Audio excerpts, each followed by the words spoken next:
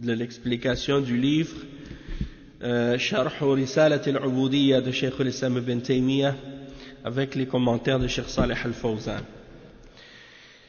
Bismillah, inna alhamdulillah, nahmaduhu wa nasta'inuhu wa nastaghfiruh wa na'udhu billahi min shururi anfusina wa min sayyiati a'malina man yahdihillahu fala mudilla lahu wa man yudlil fala hadiya lahu wa ashhadu an la ilaha illa Allah wahdahu la sharika lahu وأشهد أن محمدا عبده ورسوله يا أيها الذين آمنوا اتقوا الله حق تقاته ولا تموتن إلا وأنتم مسلمون يا أيها الناس اتقوا ربكم الذي خلقكم من نفس واحدة وخلق منها زوجها وبث منهما رجالا كثيرا ونساء واتقوا الله الذي تساءلون به والأرحام إن الله كان عليكم رقيبا يا أيها الذين آمنوا اتقوا الله وقولوا قولا سديدا يصلح لكم أعمالكم ويغفر لكم ذنوبكم ومن يطع الله ورسوله فقد فاز فوزا عظيما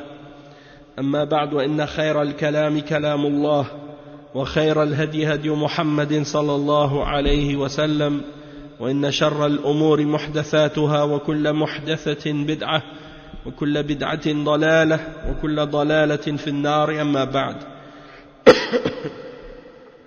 Donc on commence aujourd'hui le cours numéro 18 dans la lecture de ce livre Sharh Risalat al-Ubudiyya de Cheikh al-Islam ibn Taymiyyah rahimahullah avec les explications et les commentaires de Cheikh Salih al-Fawzan hafidhahullah ta'ala.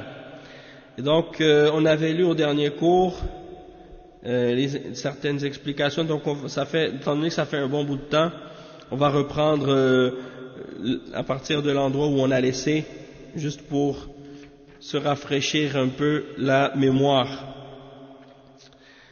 Donc il dit ثم الكتاب والسنة إما أن يحرفوه عن مواضعه وإما أن يعرضوا عنه بالكلية فلا يتدبرونه ولا يعقلونه بل يقولون نفوض معناه إلى الله مع اعتقاد نقيض مدلوله وإذا حقق على هؤلاء ما يزعمونه من العقليات المخالفة للكتاب والسنة وجدت جهليات واعتقادات فاسدة وكذلك أولئك إذا حقق عليهم ما يزعمونه من حقائق أولياء الله المخالفة للكتاب والسنة وجدت من الأهواء التي يتبعها أعداء الله لا أولياؤه وأصل ضلال من ضل هو تقديم قياسه على النص المنزل من عند الله واختياره الهوى على اتباع أمر الله فإن الذوق والوجد ونحو ذلك هو بحسب ما يحبه العبد فكل محب له ذوق ووجد بحسب محبته فأهل الإيمان لهم من الذوق والوجد مثل ما بينه النبي صلى الله عليه وسلم بقوله في الحديث الصحيح ثلاث من كن فيه وجد حلاوة الإيمان من كان الله ورسوله أحب إليه مما سواهما ومن كان يحب المرء لا يحبه إلا لله ومن كان يكره أن يرجع في الكفر بعد إذ أنقذه الله منه كما يكره أن يلقى في النار وقال صلى الله عليه وسلم في الحديث الصحيح ذاق طعم الإيمان من رضي بالله ربا وبالإسلام دينا وبمحمد نبيا صلى الله عليه وسلم أما أهل الكفر والبدع والشهوات فكل بحسبه قيل لسفيان ابن عيينة رحمه الله ما بال أهل الأهواء لهم محبة شديدة لأهوائهم فقال أنسيت قوله تعالى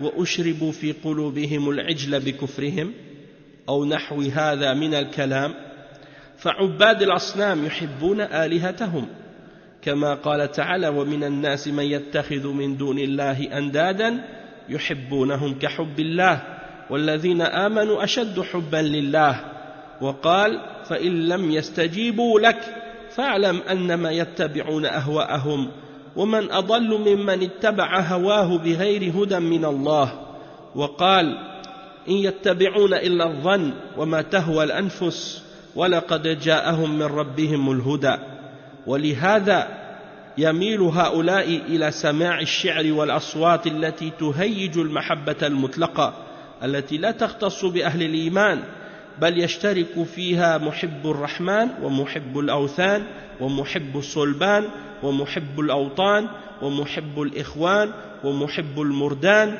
ومحب النسوان وهؤلاء الذين يتبعون أذواقهم ومواجيدهم من غير اعتبار لذلك بالكتاب والسنة وما كان عليه سلف الأمة. Donc, on va traduire ce passage qu'on vient de lire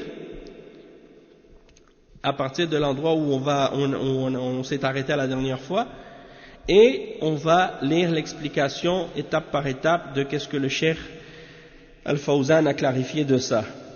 Donc, le Cheikh al-Islam ibn Taymiyyah, il dit la base de l'égarement de celui qui s'est égaré, c'est de placer son analogie ou son raisonnement au-dessus du texte qui a été révélé de la part d'Allah. Donc ce qu'il a établi, ce qu'il a compris lui ce qu'il a établi comme principe rationnel ou comme règle, qu'il considère comme étant rationnel, il le met au-dessus du texte révélé de la part d'Allah subhanahu wa ta'ala. Et il préfère ou il choisit sa passion au-dessus du fait de suivre le commandement d'Allah. Et donc il dit, ils se basent sur leur goût et sur leurs sensations, sur leur ressenti et des choses de ce genre, et il dit ça c'est selon ce que le serviteur aime, parce que chaque personne a quelque chose qu'il aime, et chaque personne il a un goût selon ce qu'il aime, et donc les gens de la foi ils ont un goût et ils ont un ressenti, comme le prophète sallallahu alayhi wa sallam l'a décrit dans sa parole, dans le hadith authentique, lorsqu'il dit qu'il y a trois choses que si le croyant possède, ces caractéristiques-là, il a goûté à la douceur de la foi, halawat al-iman. Et il mentionne la première, il dit c'est celui qui aime Allah et son messager plus que toute autre chose. Et la deuxième, c'est celui qui aime une personne et il ne l'aime que pour Allah, que pour ce qui amène l'agrément d'Allah. Et la troisième, celui qui détesterait revenir à la mécréance une fois que Allah l'a sauvé de la mécréance, il détesterait y retourner, il détesterait retourner au kufr, de la même manière qu'il détesterait être jeté dans le feu. Et ça c'est un hadith qui est rapporté par l'imam Muslim, donc c'est un hadith authentique, et un hadith aussi que le cheikh a rapporté qui est authentique, et c'est le hadith dans lequel le prophète sallallahu alayhi wa sallam a dit, il est rapporté par Muslim aussi, il dit celui qui a été satisfait d'Allah comme étant son Seigneur, et satisfait de l'islam comme étant sa religion, et satisfait du prophète Mohammed sallallahu alayhi wa sallam comme étant son prophète, il a goûté au goût de la foi, ou à la saveur de la foi. Donc, le cheikh, et c'est là qu'on était rendu, on va lire le premier commentaire de Cheikh Al-Fawzan, puis après on va continuer à traduire le reste de qu'est-ce qu'on a lu des paroles de Cheikh al-Islam. Cheikh Al-Fawzan il dit أي سبب الضلال هو تقديم العقل على النص المنزل من عند الله وتقديم الهوى على اتباع الهدى فعلماء الكلام يقدمون آراءهم وعقولهم على ما يزعمونه من العقليات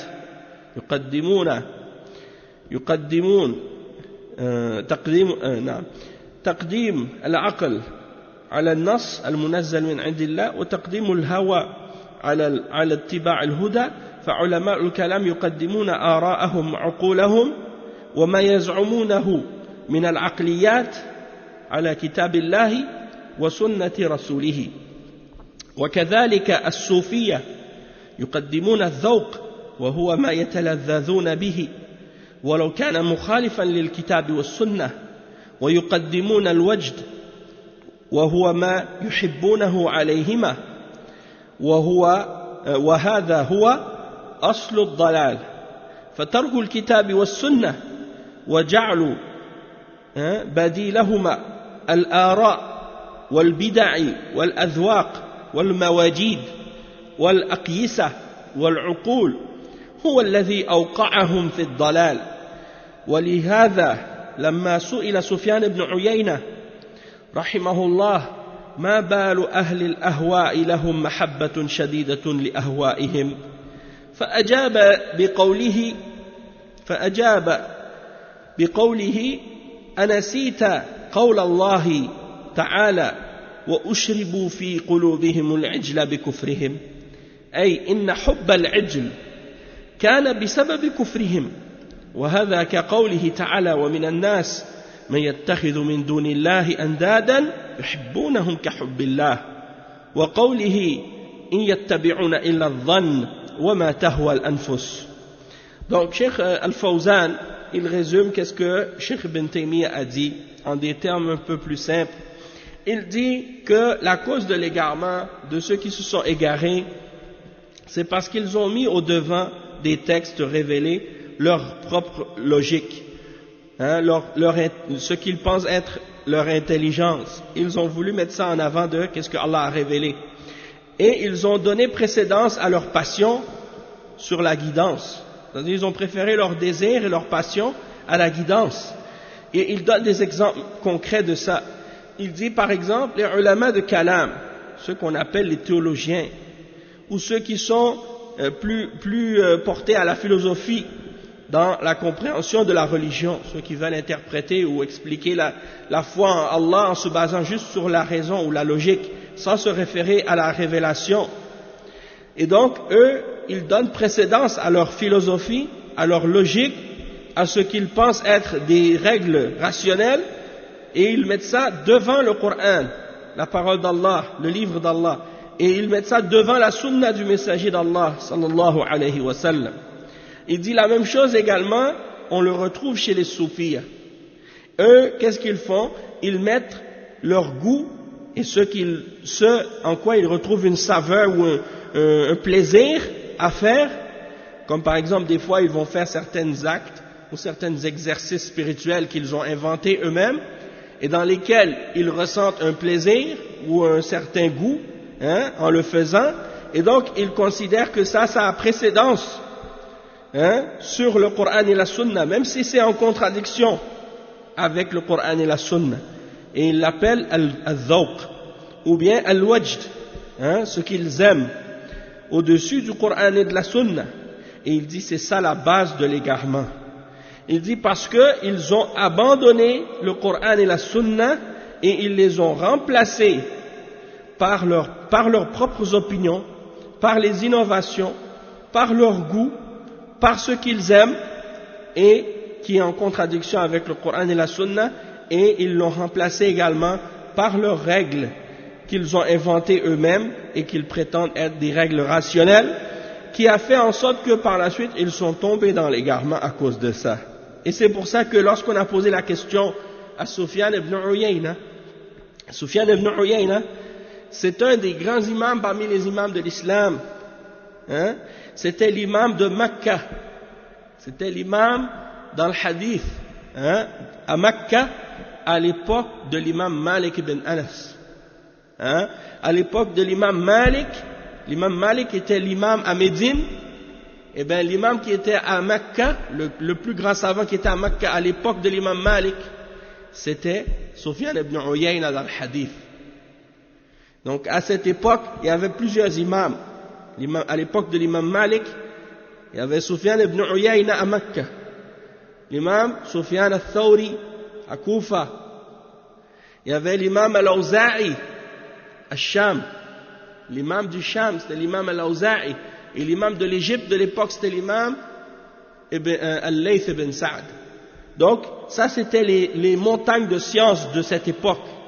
Donc, quand on parle de l'imam Sufyan ibn Uyayna, hein, on parle pas de n'importe qui. Hein, on parle d'un grand imam parmi les imams des salafs.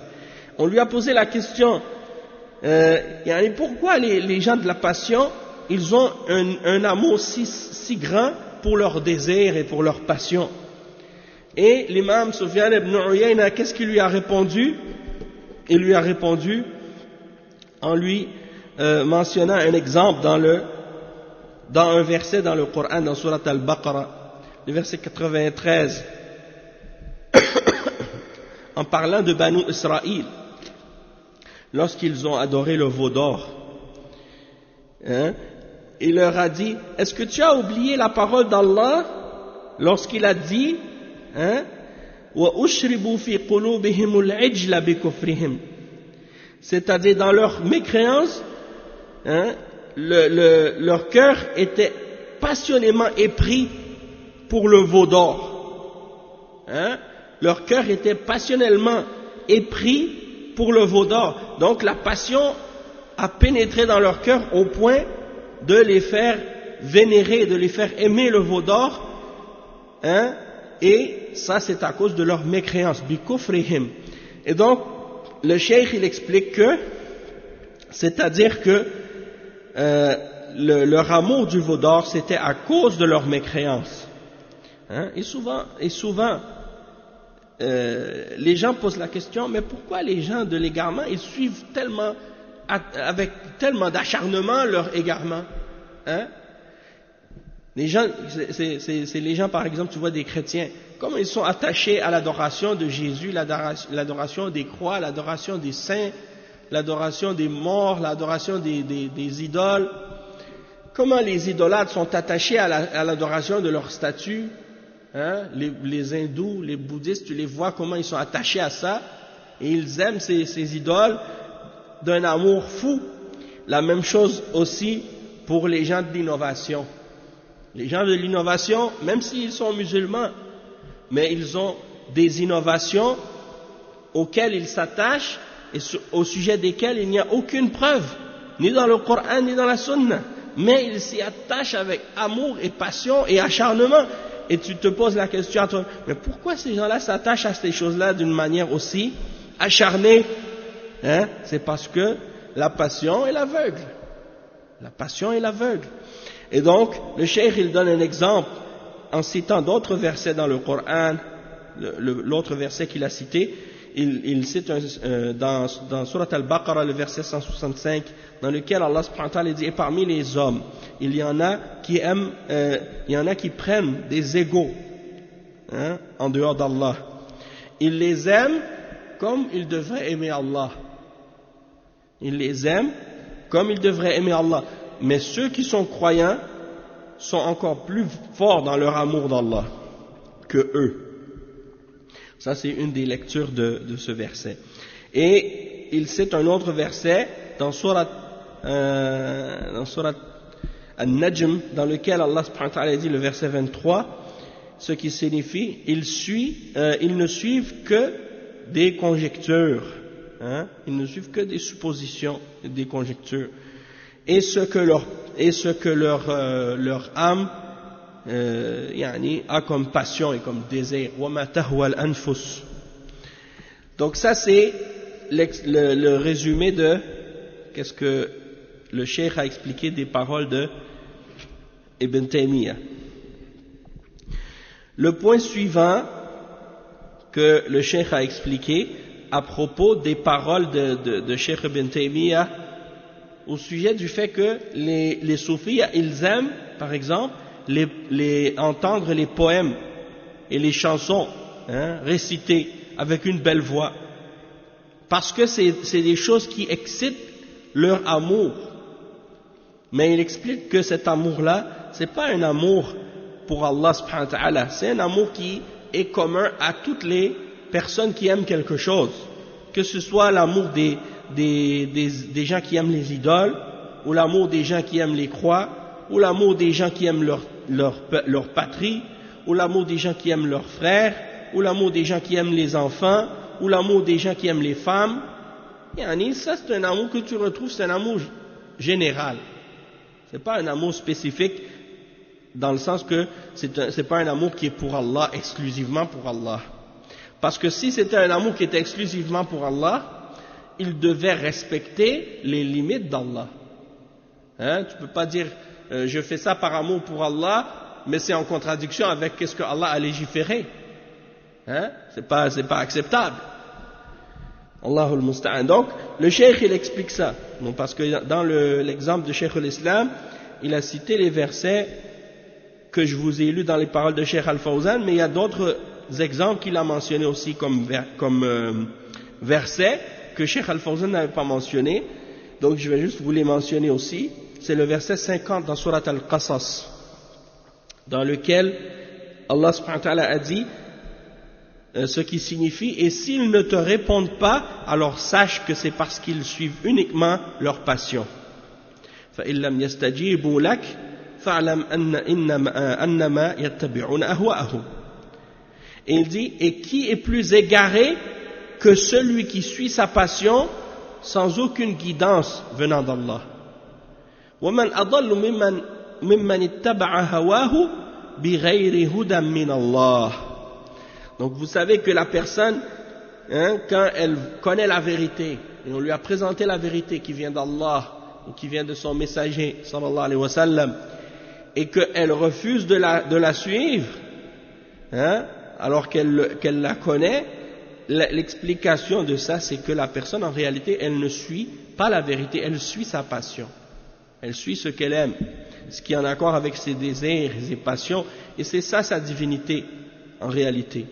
Parce qu'elle ne s'attache pas à la vérité, elle s'attache à ce qui est en accord avec ses désirs. Et il y a beaucoup de gens comme ça, parmi les gens qui sont musulmans, qui acceptent seulement de l'islam ce qui est en accord avec leurs désirs.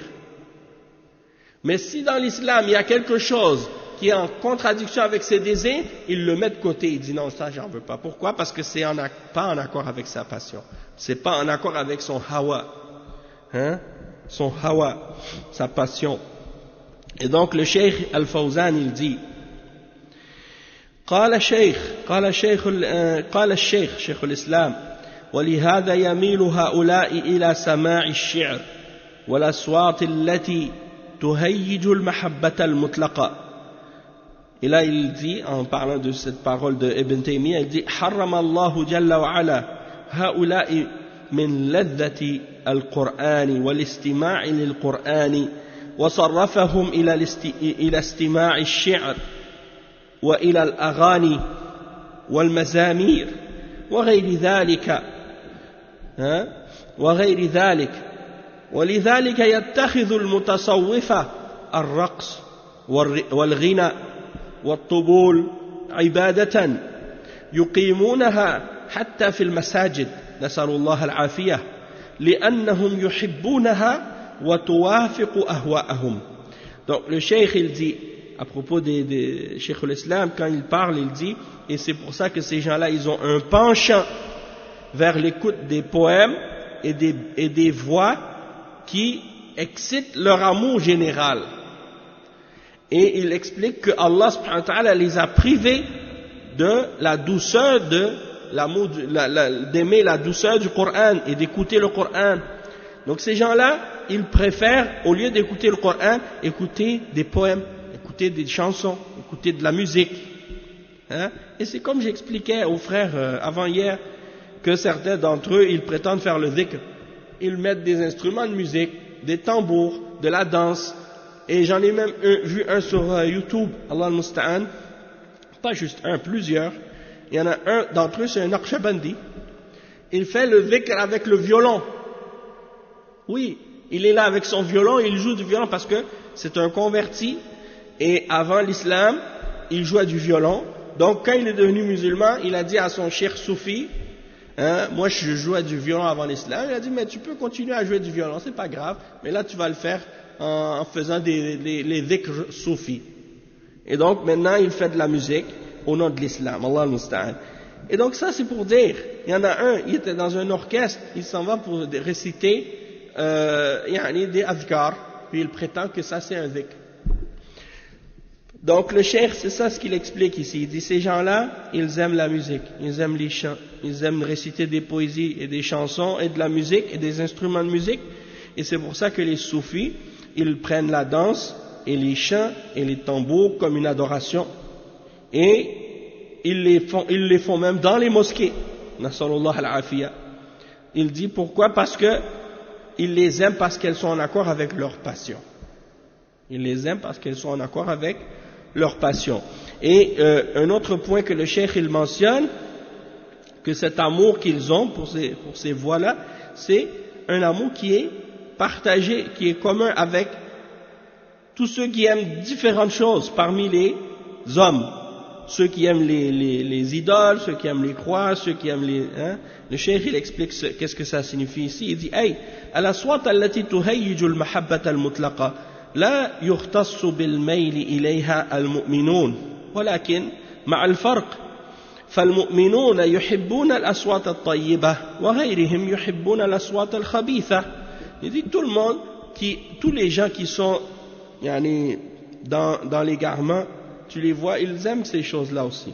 C'est-à-dire ceux qui aiment les idoles, ils aiment les chants et la musique. Ceux qui aiment les croix, ils aiment les chants et la musique.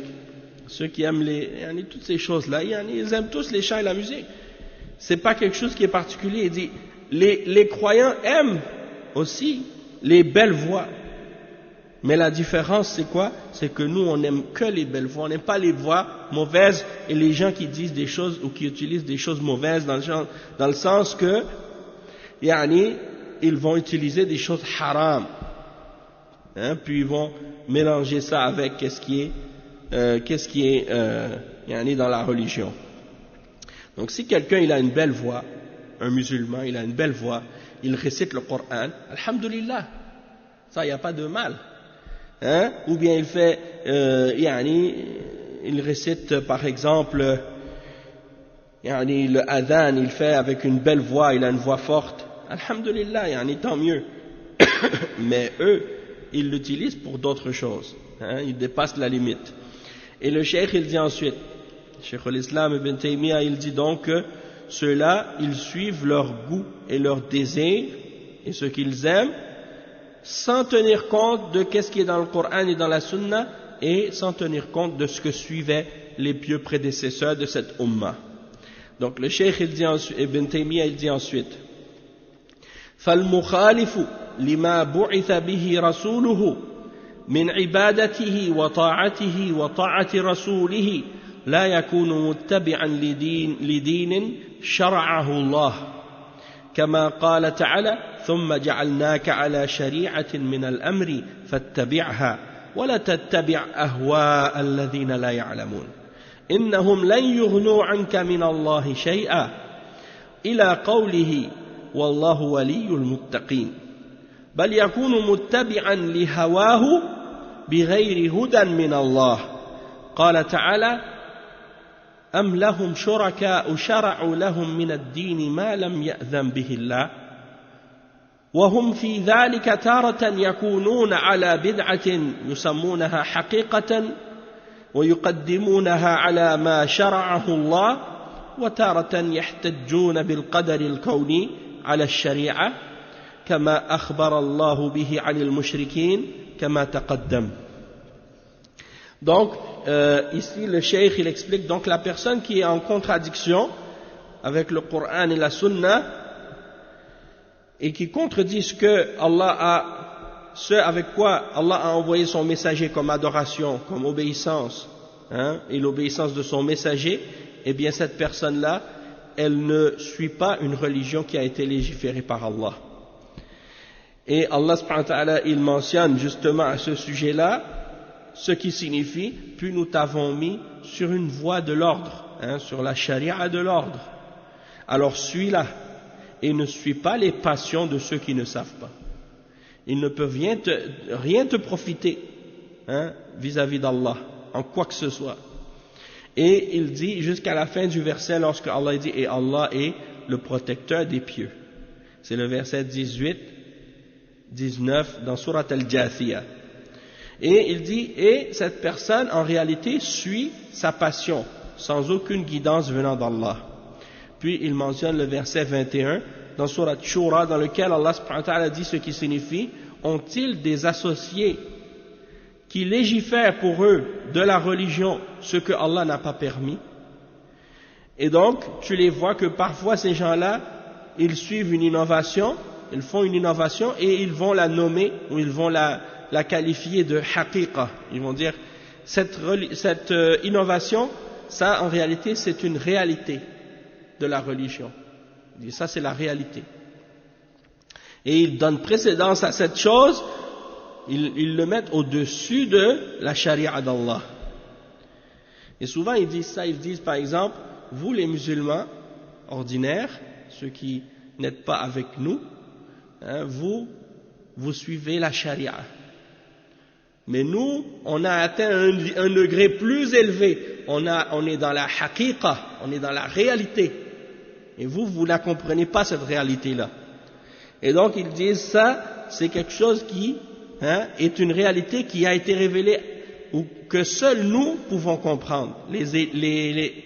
Les initiés, nous on peut comprendre ces choses-là, mais le commun des musulmans et les prophètes, eux ils peuvent pas le connaître, ils peuvent pas le comprendre. Et il dit parfois ils vont même se baser sur la prédestination au-dessus de la charia. C'est-à-dire ils vont essayer de se baser sur la prédestination de qu'est-ce que Allah a permis de se produire parfois parmi les choses qu'il a créées, qui sont des choses qui sont interdites par la révélation, mais ils prétendent que le fait que ces choses-là ont été prédestinées par Allah justifie qu'elles sont valables et qu'elles sont bonnes ou que Allah les aime. Comme si c'était une justification pour dire qu'elles sont permises. Et ça on a vu l'exemple que Allah subhanahu wa ta'ala a mentionné au sujet des mushrikines, que c'est eux qui agissent de cette façon-là. Et le Cheikh Ibn Taymiyyah, il avait mentionné à ce sujet-là des versets dans les passages précédents, comme par exemple le verset dans lequel il mentionne, il dit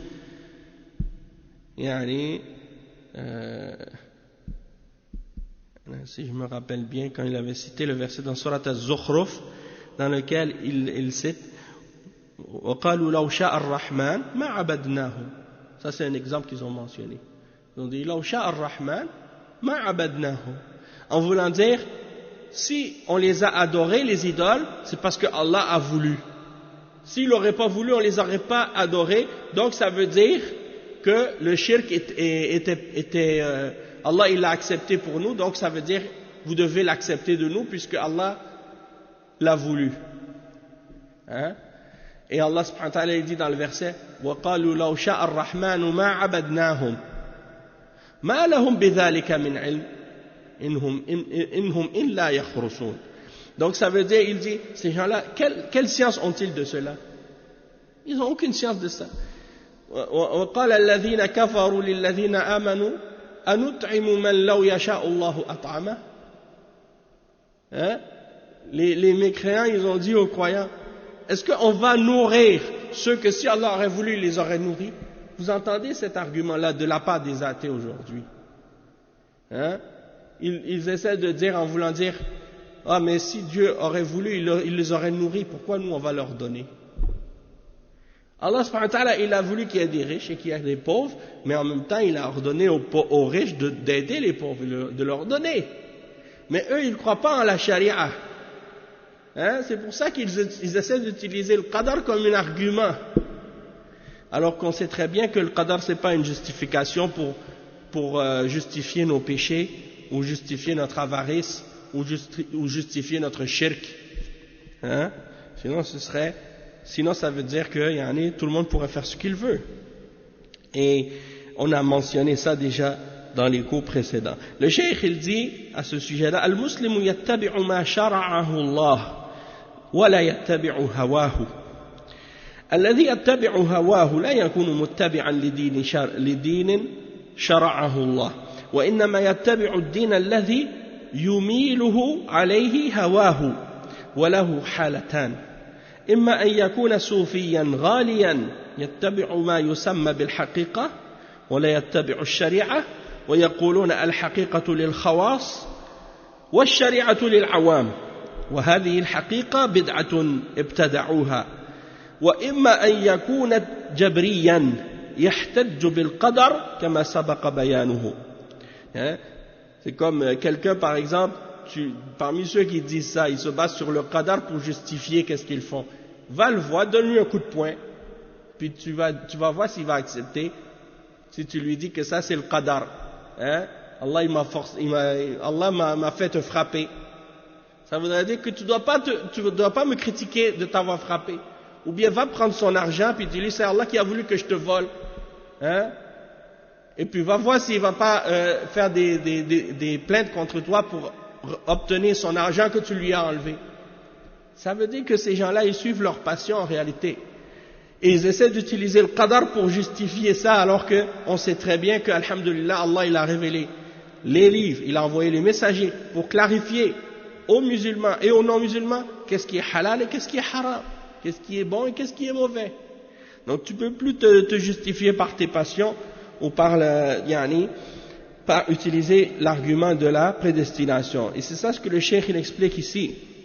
Il dit le musulman il suit ce que Allah a légiféré, il ne suit pas sa passion. Il dit celui qui suit sa passion, il ne suit pas la religion que Allah a légiférée, mais il suit la religion que sa passion lui a dictée. Et il a deux états. Soit que ce soit un soufi extrémiste qui suit ce qu'il appelle la réalité ou la haqiqa et il ne suit pas la sharia et ils disent la haqiqa, la réalité est pour les élites tandis que la sharia ça c'est pour le commun des musulmans, pour les autres, les musulmans ordinaires et les prophètes, mais nous on est au-dessus de la sharia, on a la haqiqa, on a la réalité. Il dit que cette réalité c'est une innovation en fait que eux-mêmes ont inventée. Puis il dit, ou bien soit que c'est un jabri, la secte des jabriya, qui prétendent qu'ils n'ont aucune volonté vis-à-vis de la prédestination, tout ce qu'ils font, ils sont forcés de le faire. Allah al-Musta'an.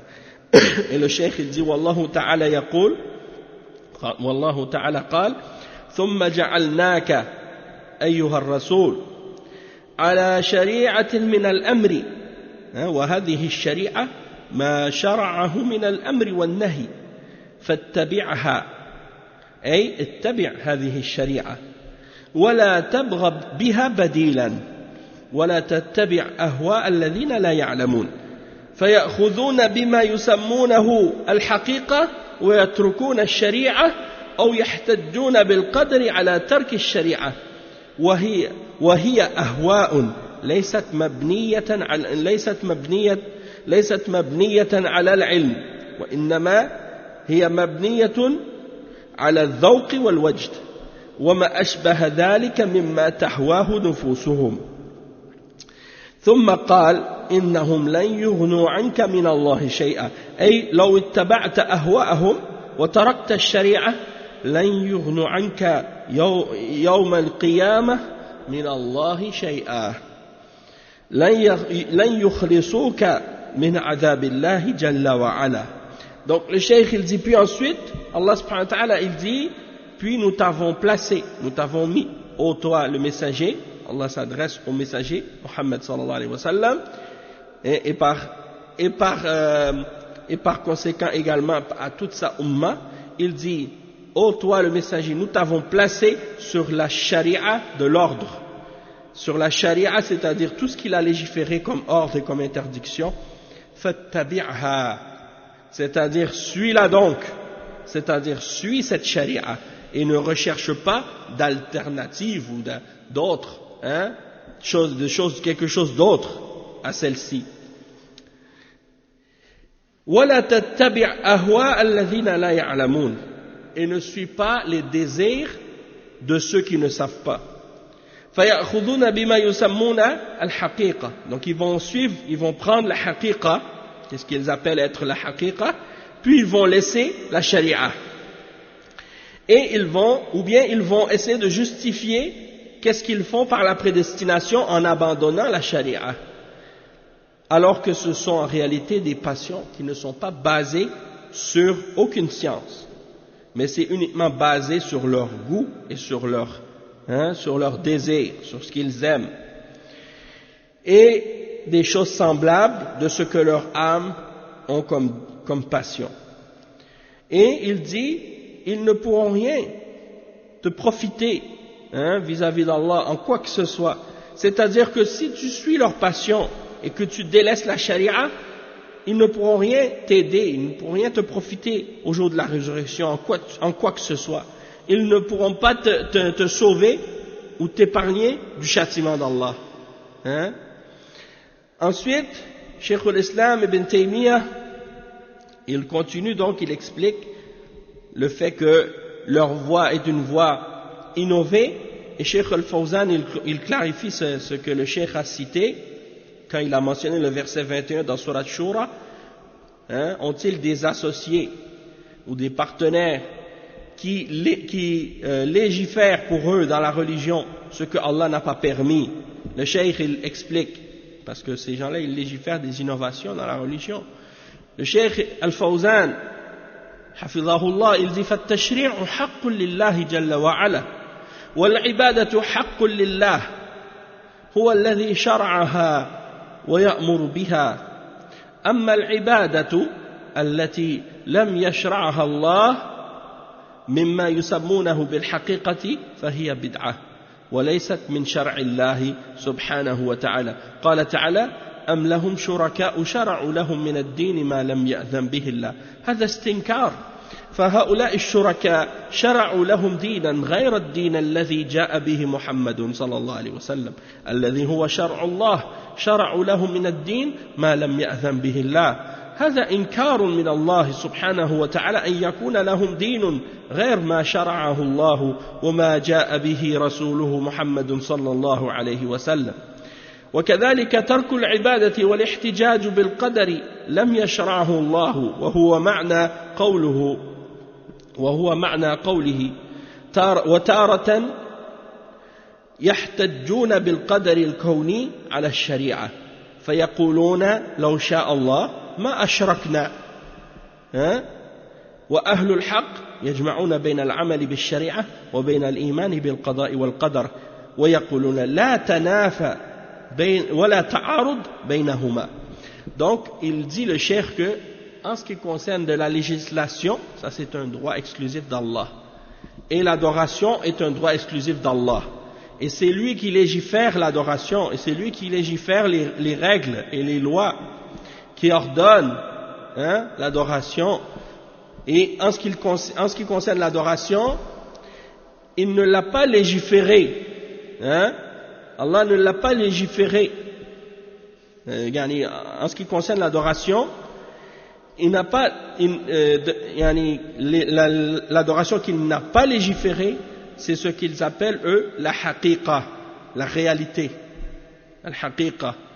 Et il dit celle-ci est une innovation, elle ne fait pas partie de ce que Allah a légiféré. Et il dit, comme Allah subhanahu wa ta'ala a dit, est-ce qu'ils ont des partenaires ou des associés qui légifèrent pour eux dans la religion ce que Allah n'a pas permis? Il dit ça, c'est Allah subhanahu wa ta'ala, quand il dit ça, c'est pour condamner ce qu'ils font, pour critiquer ce qu'ils font.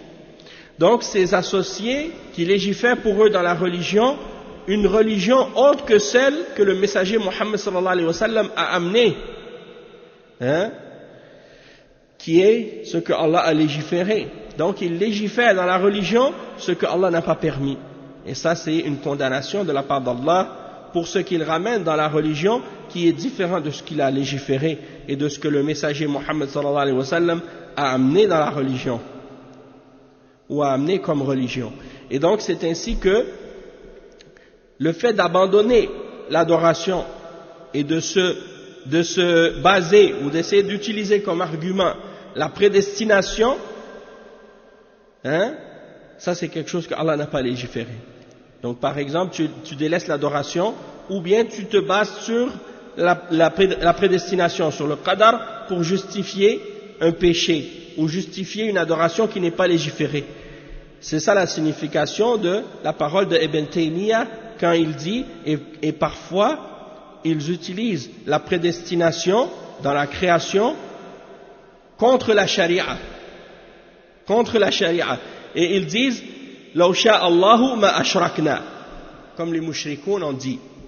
Les idolâtres, ils utilisaient le qadar pour justifier leur shirk. Comme dans le verset 148 dans Surat Al-An'am. Ils disaient, si Allah aurait voulu, on n'aurait pas fait le shirk. Hein? Et les gens de la vérité, les gens de la sunna, ils ne frappent pas contre la charia contre le qadar. Hein? Ils ne mettent pas en contradiction, en opposition, la charia et le qadar l'un contre l'autre. Jamais. Au contraire, ils acceptent, ils croient en la charia, ils la mettent en application, et ils croient en la foi, en la prédestination, et ils disent il n'y a pas de contradiction et il n'y a pas d'opposition entre la charia et al-qada ou al-qadar. Les deux sont ensemble, hein, sont en harmonie. Il n'y a pas d'opposition de l'un contre l'autre.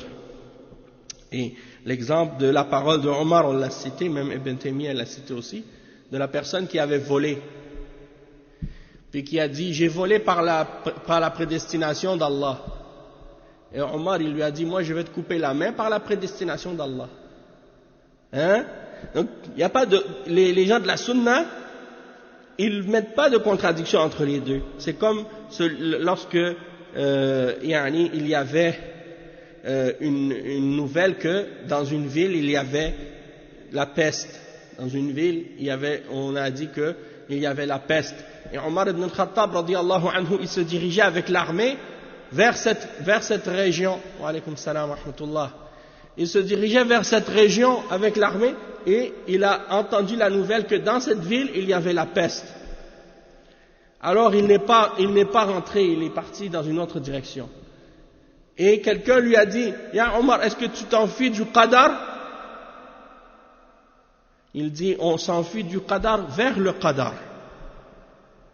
Parce que c'est qui est-ce qui a ordonné de ne pas rentrer quand il y a la peste dans une ville? C'est le prophète sallallahu alayhi wa sallam. Il a dit, si dans une région il y a de la peste, ou il y a une maladie qui fait beaucoup de malheur, vous rentrez pas. Si vous êtes dehors, vous rentrez pas. Si vous êtes en dedans, vous sortez pas. Si vous êtes dedans, vous sortez pas. Si vous êtes dehors, vous rentrez pas. Pour pas que ça se propage. Hein? Mais les gens qui connaissent pas cette règle, quand il y a une nouvelle de peste, tout le monde veut sortir. Et il propage la maladie partout autour. Donc ça pouvait être contained, ça pouvait être étouffé, mais ils n'arrivent pas. À cause de ça, ça se propage partout. Bon, ça c'est pour dire, lui Omar il a compris, il a dit non, je m'enfuis pas du qadar, parce que le fait de m'éloigner de cet endroit-là, ça fait aussi partie du qadar aussi. Hein? Et le cheikh il dit ensuite, qu'est-ce qu'il nous reste encore? Oui. Il dit إنكار اتخاذ الأسباب اعتمادا على القدر ومن هؤلاء طائفة هم أعلاهم قدرا وهم مستمسكون بالدين في أداء الفرائض المشهورة واجتناب المحرمات المشهورة ولكن يغلطون في ترك ما أمروا به من الأسباب التي هي عبادة ظانين أن العارف إذا شهد القدر أعرض عن ذلك مثل من يجعل التوكل منهم أو الدعاء أو نحو ذلك من مقامات العامة دون الخاصة وبناء على أن من شهد القدر علم أن ما قدر سيكون فلا حاجة إلى ذلك وهذا غلط عظيم. هذا غلط عظيم. Donc Cheikh Al-Fawzan il explique, on va lire l'explication. Le Cheikh il dit من الصوفية طائفة تأتي بالعبودية من أوامر ونواهٍ فيجتنب المنهيات والمعاصي وتفعل الواجبات وتمتثل الأوامر وهذه أخف ممن ترك الشريعة ويأخذون بالحقيقة ولكنها ترى أنه لا قيمة للأسباب ولذلك يقولون إن الدعاء لا فائدة له أو لا فائدة فيه فهم يلغون الأسباب التي أمر الله بها وهذا ضلال لأن الله جل وعلا أمر باتخاذ الأسباب ولا تنافي بين اتخاذ الأسباب وبين الإيمان بالقدر لأن الذين قبلهم قالوا إن الشريعة تعارض القدر وهؤلاء قالوا الشريعة لا تعارض القدر ولكن الأخذ بالأسباب يعارض القدر فلا فائدة من اتخاذ الأسباب عندهم وهذا ضلال بلا شك لأن الله أمر باتخاذ الأسباب مع فعل العبادة ولا تعارض بينهما فجعل الدعاء سببا والاستعانة بالله سببا والتوكل على الله سببا واتخاذ الأسباب النافعة مأمور به فإعداد العدة في الجهاد من أقوى الأسباب فالأسباب لها فائدة كبيرة لأنها تعين على العبادة. Donc le cheikh il explique que parmi les soufis il y a un groupe qui eux font les actes d'adoration, ils respectent les ordres et s'abstiennent des interdictions et ils s'écartent des choses interdites et des péchés et ils font les actes obligatoires et ils respectent les ordres et donc eux sont moins graves dans leurs égarements que ceux qui ont complètement abandonné la charia et qui prétendent suivre la haqiqa, la réalité. Mais ils considèrent que les causes et les moyens n'ont aucune importance et n'ont pas de valeur. Ils ne donnent pas d'importance aux moyens et aux causes. Et donc, ils considèrent que ça ne sert à rien de faire le dua, par exemple. Donc, ils rejettent et ils annulent complètement le fait de prendre les moyens nécessaires que Allah a ordonnés. Et ça, c'est de l'égarement. Parce que Allah subhanahu wa ta'ala nous a ordonné de prendre les moyens nécessaires pour faire quelque chose. Et de prendre les causes nécessaires. Il n'y a pas de contradiction entre le fait de prendre les moyens et les causes et entre le fait de croire à la prédestination. Donc ceux qui ont été mentionnés avant eux, ils ont dit, ils ont mis en opposition la charia et la prédestination. Tandis que ceux-là, eux, ils ont mis en opposition la charia, ils ont dit non, il n'y a pas d'opposition entre la charia et la prédestination, sauf que le fait de prendre les moyens nécessaires et les causes est en contradiction avec la prédestination, et donc prendre les causes et les moyens n'a aucune importance pour eux. Et ça, c'est de l'égarement sans aucun doute, car Allah subhanahu wa ta'ala nous a ordonné de prendre les moyens en faisant les actes d'adoration. Et il n'y a pas d'opposition entre les deux. Ou bien, par exemple, le fait de faire des du'as. Faire un du'a, ça fait partie des causes que Allah nous a ordonné de prendre pour obtenir quelque chose, ou pour avoir quelque chose, ou pour demander à Allah. Le fait de mettre notre confiance en Allah subhanahu wa ta'ala également, c'est un moyen et une cause. Le fait de mettre notre confiance, tawakkul, et de chercher l'aide d'Allah, c'est une cause. Tout ça, ça fait partie de ce que Allah a ordonné.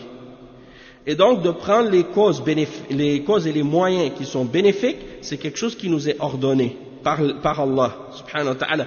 De même que dans la guerre ou dans le combat, de prendre les causes nécessaires pour se préparer militairement et autres, ça aussi ça fait partie des causes qui ont été ordonnées par Allah subhanahu wa ta'ala. Donc les causes ont un grand bien, il y a un grand bienfait là-dedans, de prendre les causes et les moyens nécessaires pour obtenir ce qu'on veut et pour arriver à nos objectifs. Ça fait partie de ce que Allah a ordonné, et ça même que ça nous aide à établir l'adoration. L'erreur que certains ont faite, l'autre extrême, c'est de se dépendre 100% sur les causes et les moyens, et d'oublier Allah, et de ne pas mettre notre confiance en Allah. Ça, c'est l'autre extrême. Mais eux qui ont complètement rejeté les causes et les moyens. Et ça, c'est un autre égarement aussi. Est-ce qu'on a le temps de continuer? Oui, on peut expliquer le point, puis après on s'arrête, Inch'Allah. Ou bien on va s'arrêter ici. On va s'arrêter ici, Inch'Allah. Parce que le cheikh, il mentionne 2 de leurs shubuhat, puis après il va mentionner la réponse. Et ça va prendre plus de temps. Donc si on ne s'arrête pas tout de suite, on va dépasser l'heure de la salat. Donc on va s'arrêter ici pour aujourd'hui, Inch'Allah, et on continuera au prochain cours. Subhanakallahumma bihamdik, ashhadu an la ilaha illa ant, astaghfiruka wa atubu ilayk, wa sallallahu wa sallam ala nabiyyina Muhammad, wa ala alihi wa sahbihi ajma'in, wassalamu alaykum wa rahmatullahi wa barakatuh.